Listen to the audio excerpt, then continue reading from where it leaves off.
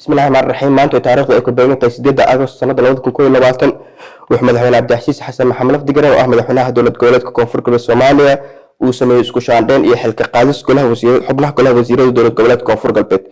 ugu horreyn madaxweyne Cabdicasiis Xasan Maxamed Lafdigaren ayaa wuxuu xilka ka qaaday wasiirka wasaaradda garsoorka iyo cadaaladda dowlad goboleedka Koonfur Galbeed Soomaaliya mudane Maxamed Xuseen Xasan John.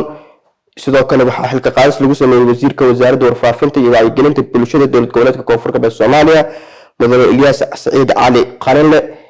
dhanka kale madaxweyne Cabdicasiis Xasan Maxamed Lafdigaren ayaa soo saaray magacaabis ku saabsan xubnaha golaha wasiirada dowlad goboleedka Koonfur Galbeed Soomaaliya xeer madaxweyne tira nambarkeedu yahay eber 54 8 Agosto sanada 2022 kuna saabsan magacaabis xubnaha golaha wasiirada dowlad goboleedka Koonfur Galbeed Soomaaliya.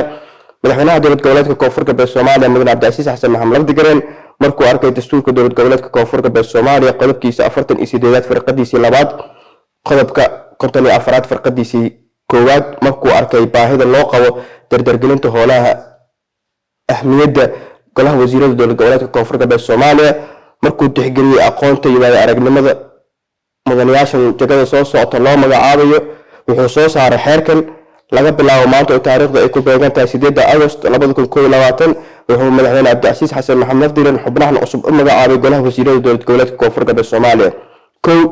xasan Ibraahim xasan Lugbuur wasiirka wasaaradda garsoorka iyo cadaaladda dowlad goboleedka Koonfur Galbeed Soomaaliya.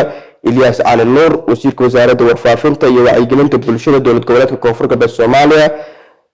sidoo kale Maxamed Cali Xasan ayaa loo magacaabay wasiirka wasaaradda howlaha guud iyo dib u dhiska dowlad goboleedka Koonfur Galbeed Soomaaliya. ugu dambeyn Axmed Sheekh Maxamed Luxus mashruuc ayaa loo magacaabay wasiirka wasaaradda ganacsiga iyo warshadaha dowlad goboleedka Koonfur Galbeed Soomaaliya. xeerkan ayaa dhaqangal noqon doona marka uu saxiixay madaxweyne Cabdicasiis Xasan Maxamed Lafdigaren wuuna saxiixay wabillahi tawfiiq.